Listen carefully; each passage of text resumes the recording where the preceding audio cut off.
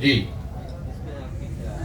नहीं, जंगल राज की चर्चा इसलिए की कि चलते हुए मैं रामनगर में एक हमसे नाई समाज का एक व्यक्ति मिला, तो लोगों ने बताया कि भैया इनकी राजनीतिक सूझ बहुत अच्छी है, इनसे जरा पूछिए कि बिहार में क्या दशा है। तो मैंने उससे पूछा कि ये बताइए कि लालू जी और नीतीश जी के राज में क्या फर्क है।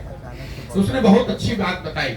मैंने जब पदयात्रा शुरू की थी तब, उसके बाद तो लोगों ने और बताया कि भैया लालू जी के राज और नीतीश के राज में फर्क कुछ नहीं है। दोनों के ही राज में जनता का हजामत पूरा पूरा बना है। फर्क बस इतना ही है कि लालू जी के राज में ये हजामत जो है जनता का वो अपराधी बनाते थे, और नीतीश के राज में ये हजामत अब अधिकारी बना रहे हैं। लालू जी के राज में लूट मार का काम अपराधी कर रहे थे, नीतीश के राज में लूट मार का काम अब अधिकारी कर रहे हैं। लालू जी के राज में जो अपराधी था वो शाम होने के बाद गन लगाकर लूटता था, नीतीश के राज में अफसर दिन में कलम लगाकर लूट रहा है। तो फिर उसने कहा इसीलिए भैया लालू जी का जो राज था, अगर वो अपराधियों का जंगल राज था, तो जो नीतीश का राज है वो अधिकारियों का जंगल राज है। और इस बात को मैंने पिछले 17 महीनों में जहां पर भी मैं गांव में गया हूं बात किया है, ज्यादातर लोग इस बात से सहमत है कि नहीं भैया ये आकलन बिल्कुल ठीक है। एक बात सवाल और है कि आपने ये भी कहा था कि अभी जो बच्चों के लिए आप वोट करेंगे जी, इसमें सारे लोग कहते हैं कि मैं रोजगार दूंगा, कोई ऐसी पार्टी तो है नहीं जो कहती है रोजगार हम नहीं देंगे। बच्चों के लिए फिर कैसे वोट करें? बच्चों के लिए वोट देना और रोजगार के लिए वोट देना दोनों में फर्क है। आप पार्टी कह रही है कि हम किसने आकर रोजगार के लिए वोट मांगा, हमको बताइए। लोग तो ये कह रहे हैं कि भैया भारत को मजबूत बनाना है, पाकिस्तान को सबक सिखाना है, इसलिए वोट दीजिए। लोगों ने कहा कि हमने पुलवामा कर दिया इसलिए वोट दीजिए। लोग ये कह रहे हैं कि तुम हमारी जाति के हो, तुमको आरक्षण देंगे इसलिए वोट दीजिए। लोग ये कह रहे हैं कि भाई भारत को मजबूत बनाना है इसलिए वोट दीजिए। लोग ये कह रहे हैं कि हमने मंदिर बना दिया इसलिए वोट दीजिए। लोग ये कह रहे हैं कि मुसलमान नहीं जीतना चाहिए इसलिए वोट दीजिए। लोग ये कह रहे हैं कि तुम हमारे बच्चे को इस बार मुख्यमंत्री बनाना है इसलिए वोट दीजिए। लोग कहाँ कह रहे हैं कि हम तुमको रोजगार देंगे इसलिए वोट दीजिए। मुझे कोई वक्तव्य किसी नेता का दिखा दीजिए। ये तो घोषणा पत्र में एक बात मेंशन किया है। आप मुझे बताइए किसी बिहार के नीतीश कुमार ने, लालू जी ने, नरेंद्र मोदी ने, लोग सैकड़ों भाषण यहाँ उन्होंने दिए हैं, मुझे निकाल कर दिखाइए जहां उन्होंने ये कहा हो कि मैं आपके बच्चों के पढ़ाई के लिए व्यवस्था कर रहा हूं, मैंने 5 वर्ष में किया है इसलिए मुझे वोट दीजिए। ये किसी ने नहीं कहा है, भ्रम मत पालिए। अरे आप सुन तो लीजिए। अगर मैं तो आपको कैमरे पे दावा कर रहा हूं, मोदी जी का भाषण आप मुझे सुना दीजिए जिसमें मोदी जी ने ये कहा है कि पिछले 5 वर्ष में हमने आपकी शिक्षा व्यवस्था, अपने आपके बच्चों के पढ़ने की व्यवस्था कर दी इसलिए मुझे वोट दीजिए। मोदी जी ये कह रहे हैं कि हमने आपके 5 किलो राशन की व्यवस्था की है इसलिए वोट दीजिए।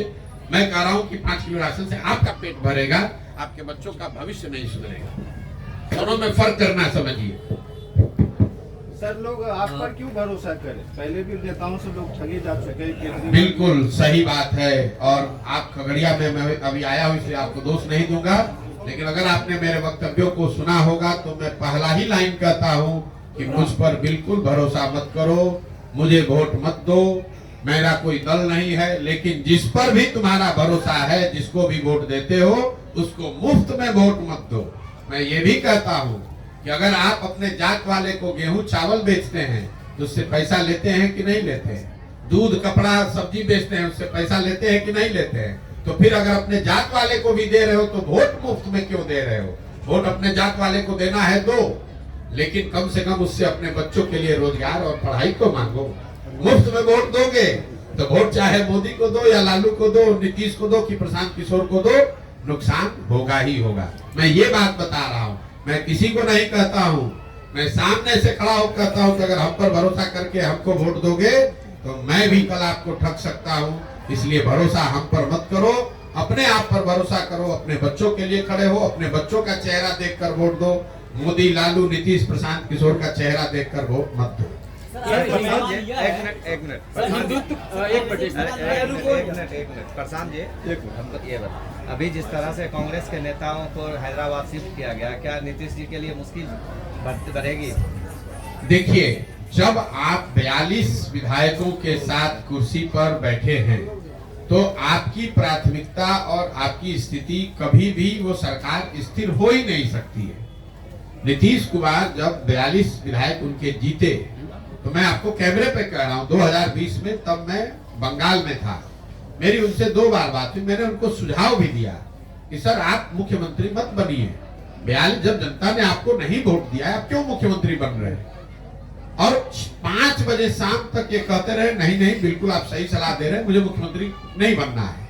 6 बजते बजते फिर पलट के भाजपा के साथ बना लिए।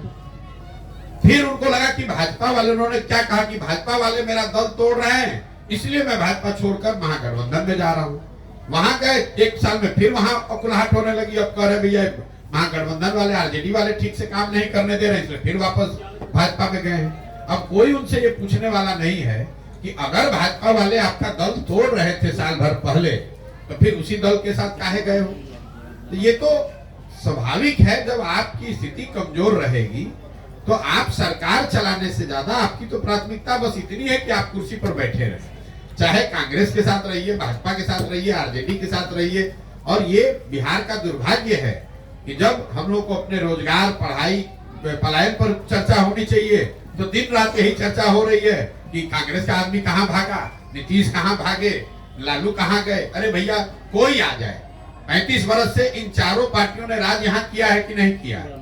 यूपीए की सरकार रही है ना दिल्ली में, 10 वर्ष कांग्रेस वाले भी शासन में रहे हैं और 10 वर्ष से अभी मोदी जी भी शासन में हैं।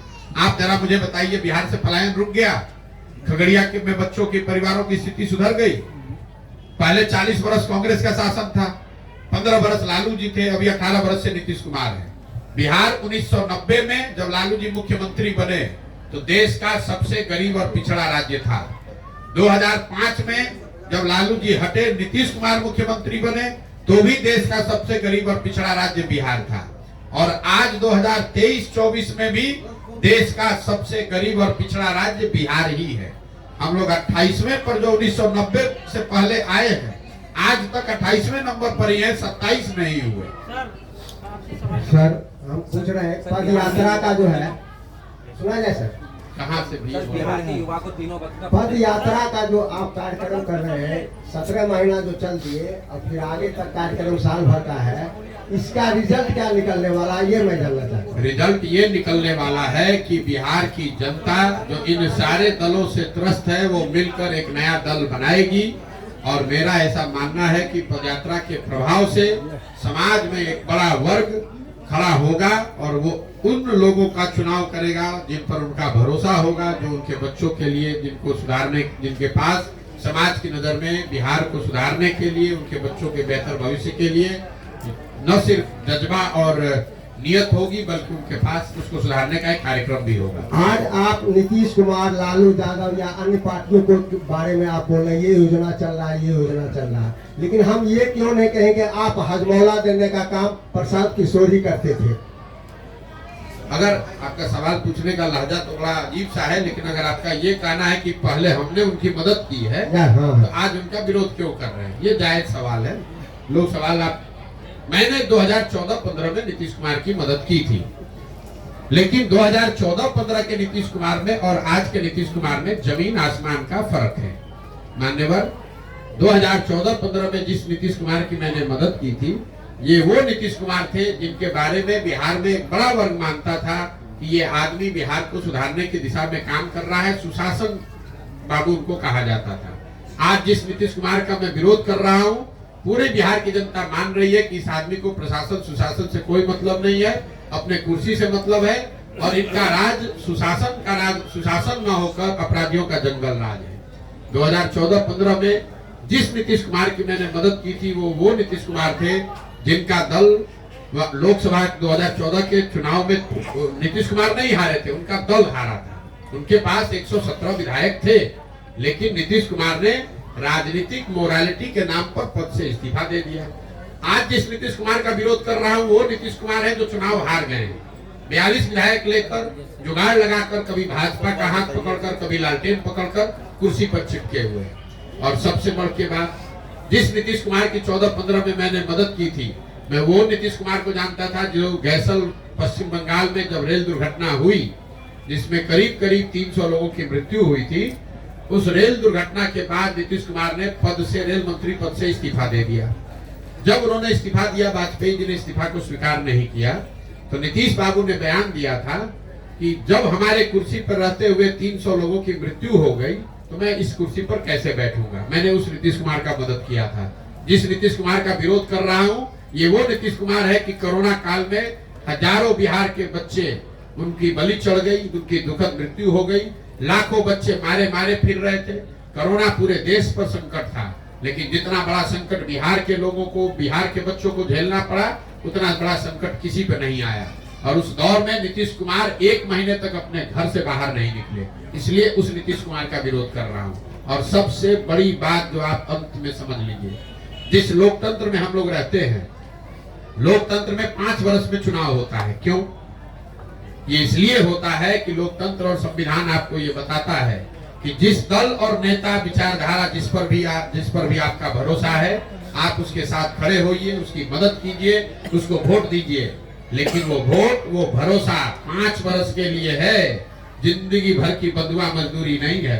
अगर आपके दिमाग से मैं चलूं, तब तो एक बार आपने वोट दे दिया तो जीवन भर के लिए वही आदमी रहिए, चुनाव कराने की जरूरत क्या है।